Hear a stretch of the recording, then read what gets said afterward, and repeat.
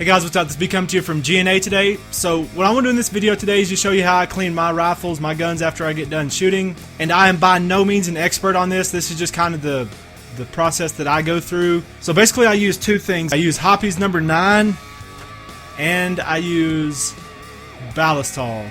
Now the Hoppe's is definitely a stronger formulation or whatever. It really eats through stuff.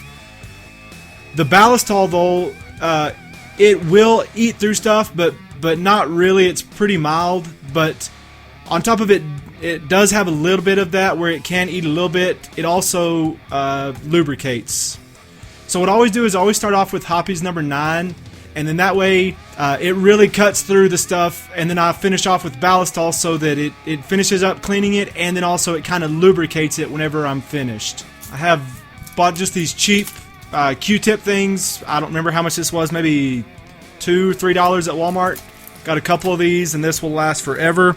And then I also have a bore snake as well to do this, and this is just one of those cheap $5, $6 things that you can buy from China. Okay, so I'm cleaning this up from the range day that me and my brother had on Saturday, so it's been 2 days. Just haven't had time to really get to these to clean them. I'd really prefer to do it sooner than this, and I've been working on editing that video. It's just taking forever. My computer's been having some issues, so I don't know. I may or may not even finish that up. Alright, so on my AR-15 here, just going to break this down. And also, as somebody recommended on my video where I talked about what you do with your boxes, they said they break them down and use them to clean their guns on. Thought that was a great idea, so that's what I'm going to be doing.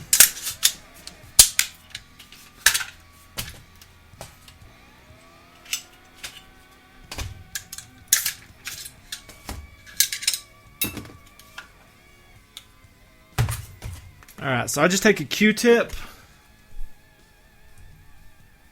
dip it down in the Hoppe's, and then just start swabbing stuff.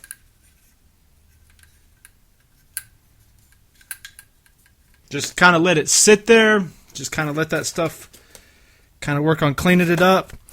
And from everything I read from the Hoppe's when I first started using this, everybody said that it's safe to use on any type of metal, on any type of polymer, so I basically use it on everything, although don't take my word for it. Research and make sure that on the type of polymer you have or the type of metal you have for your particular gun that this will work with it. But for me, I feel pretty safe with it. Everybody said that it was pretty safe to use on basically any type of material. Okay, and I'm not going to clean all of these on video. I'm just going to clean this one basically. So what I do is I put that Hoppe's on there and just let it sit there for a few minutes and let it just eat through the stuff, eat through the carbon. Then I'll come back and then start using those Q-tips and just start cleaning it away and looking for places where there might be a more buildup of carbon. And then I'll just take some more Hoppe's, put it on there, and just really find the places where it's really built up and just really work on that with the Hoppe's and get it all broken down.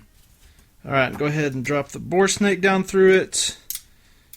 And I swabbed it where there's some Hoppe's that I use it so generously, there's some down in there already.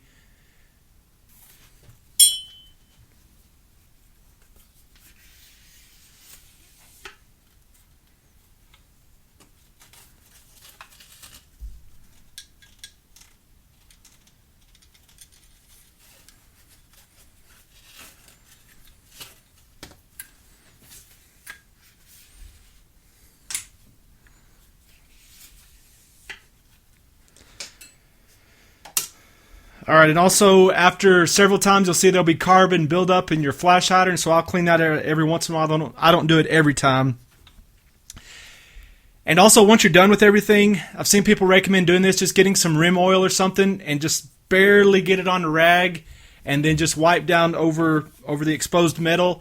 I don't generally do that because I kind of live in desert conditions where the humidity is always extremely low. And so I don't really have any issues with having high humidity and it causing any kind of problems for me. And I didn't put a whole bunch of rounds through my AR anyway, so it's not incredibly dirty at all, but probably put less than 100 rounds through it, I think. And you could get the longer Q-tips that would work better, could reach down further, but those are way more expensive. I'd rather just have to fumble around with using these short little ones. All right, now for the hammer and trigger here, I'm not going to blow any of this Ballistol in there because I can't get down in there. I'm just going to call that good basically on this.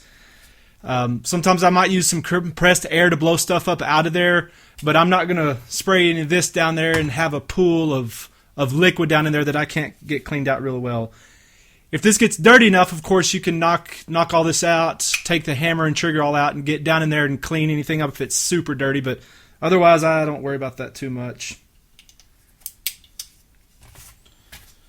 Alright. Now, take a little bit of this Ballistol.